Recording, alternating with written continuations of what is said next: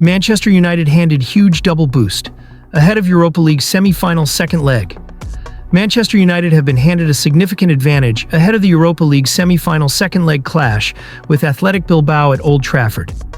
Already leading 3-0 from the first leg in Spain, United now face an injury-hit Bilbao side missing several key players, including star brothers Nico and Inaki Williams. The absence of the Williams brothers is a major blow for Athletic Club's hopes of mounting a comeback. Both players started the first leg at San Mamés, where United cruised to a 3-0 victory, putting them firmly in control of the tie. However, neither Nico nor Inaki will feature in the return leg, having failed to recover from injuries in time to travel to Manchester. Nico Williams has not played much in recent La Liga fixtures, with manager Ernesto Valverde previously opting to rest him in preparation for European action. The strategy, however, has backfired. Nico was left out of the squad entirely in the recent draw against Real Sociedad and is now unavailable for Thursday's crucial game. Inaki Williams, who did feature against Sociedad, was substituted just past the hour mark, sparking concerns about his fitness. Those concerns have now been confirmed, as he too has not been included in the traveling squad. The brothers' absence significantly weakens Athletic's attacking threat, as they are two of the most dynamic players in the team. Adding to Valverde's woes, top scorer Oyhan Sanset, who missed the first leg due to injury, has also not recovered in time.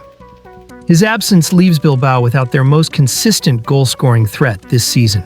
To make matters worse, defender Danny Vivian will serve a suspension following his red card in the first leg. Vivian's dismissal came after a VAR review that determined he had fouled United striker Rasmus Højlund in the box. Bruno Fernandes converted the resulting penalty to double United's lead after Casemiro had earlier opened the scoring. Fernandes then struck again just before halftime to give United a commanding 3-0 lead heading into the second leg. The match at Old Trafford offers Manchester United the chance to confirm their place in the final, where they will face either Tottenham Hotspur or Norwegian side Bodo Glimt. United fans are optimistic about their chances, and the atmosphere at Old Trafford is expected to be electric as the team looks to reach a European final. Speaking ahead of the game, United midfielder Casemiro praised the unwavering support of the fans, calling their presence and energy a major factor in the team's European performances. Reflecting on the club's dramatic quarter-final comeback against Lyon, Casemiro highlighted how the fans played a vital role. "Of course, when you do not win, it is difficult to be loyal and support the team," Casemiro said. "This year in the European competition, we are a little bit closer, but in the league, we aren't where we should be. Still, the fans are something incredible. It isn't normal how good they are." He added, "The other night against Lyon was an unforgettable night in my career. They always support us, and whether we are playing well or badly. When I get home, I speak with my family or my inner circle about what the fans are like here." United boss Ruben Amorim, who has guided the team to an impressive European run, will be confident of finishing the job on Thursday night. With key players like Fernandes, Casemiro, and Højlund in form, and with Bilbao severely weakened, United appear well on course to reach another major European final. If the Red Devils can maintain their composure and avoid complacency, their dream of lifting the Europa League trophy is very much alive. Manchester United training squad versus Athletic Bilbao revealed as 4 players miss out.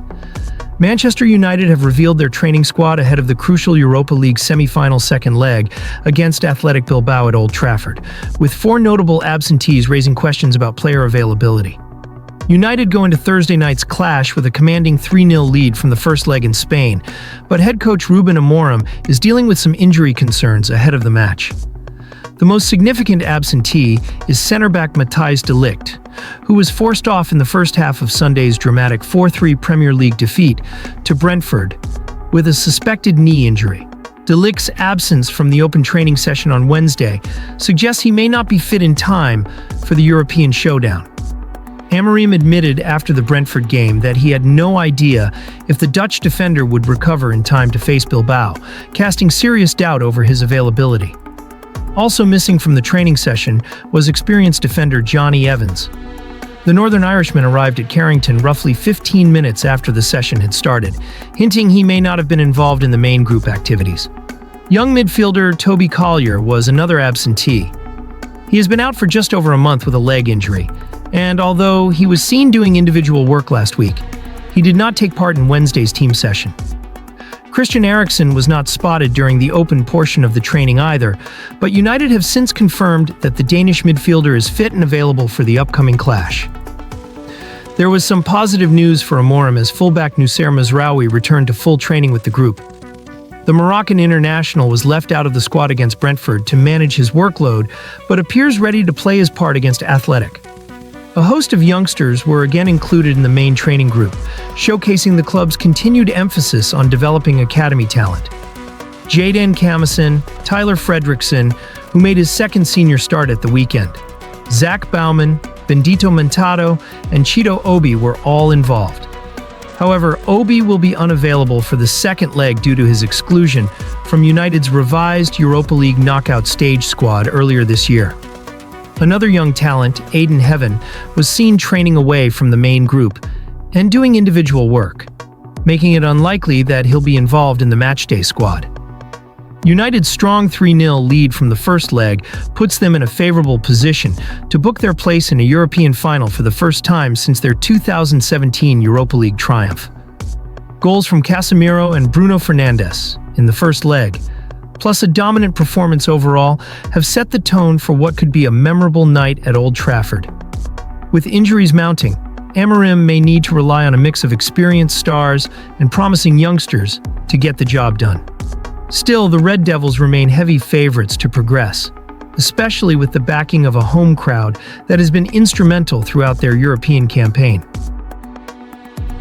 Arsene Wenger urges Europa League rule change amid Manchester United and Tottenham Champions League. Twist. Arsenal legend and current FIFA head of global football development, Arsene Wenger, has called for a rethink of the current Europa League qualification rules, particularly the automatic Champions League berth awarded to the tournament's winner. His comments come as both Manchester United and Tottenham Hotspur, despite underwhelming domestic seasons, are on the brink of reaching the Europa League final.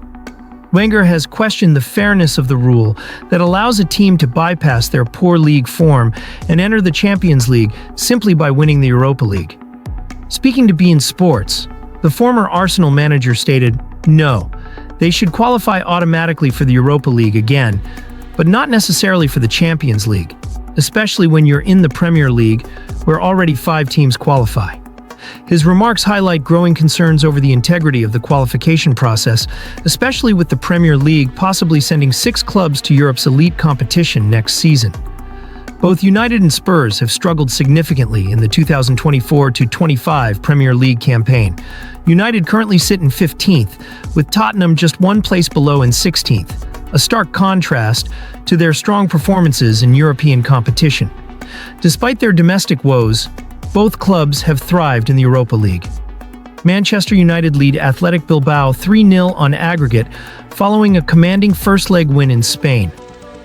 Tottenham, meanwhile, hold a 3-1 advantage over Bodo Glimt, setting up a real possibility of an all-English final in Bilbao on May 21st. The root of Wenger's concern lies in the contrast between domestic failure and potential European reward. In his view, granting Champions League entry to a Europa League winner undermines the qualification earned by consistent league performance. This is especially contentious in a league like the Premier League, which already has substantial representation in the Champions League due to its UEFA coefficient. England has already secured an additional spot for next season's tournament, increasing the number of qualified teams to 5.